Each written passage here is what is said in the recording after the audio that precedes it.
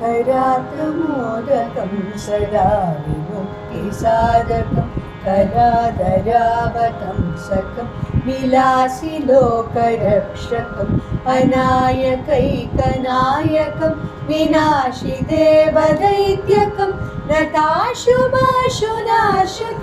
नमामि तं विनायकम् न तेतरादिभीकरं नवोदितार्कभास्वरं न मत्सुरारिनिर्झरं न तादिकापदुत्तरं सुरेश्वरं निधीश्वरं गजेश्वरं गणेश्वरं महेश्वरं तमाश्रये परात्परं निरन्तरम्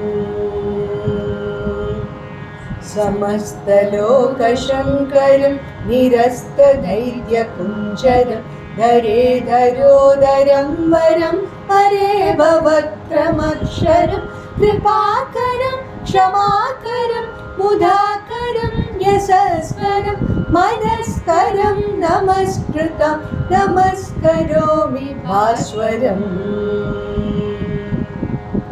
अकिञ्चनातिमार्जनं चिरन्तनोक्तिभाजनं पुरारिपूर्वनन्दनं सुरारिगर्वशर्वणं प्रपञ्चनाशभीषणं धनञ्जयादिभूषणं कपोलदानवारणं भजे पुराणवारणम्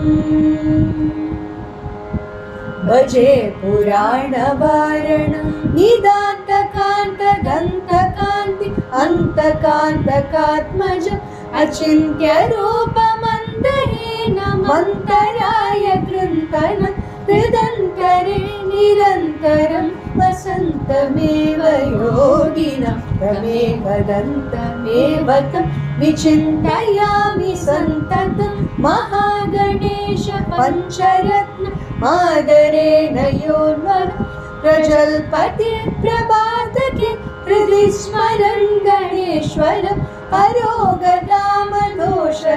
सुसाहितिं सुपुत्रतां समाहितायुरष्टभूतिमभ्युपैति शोचिरा।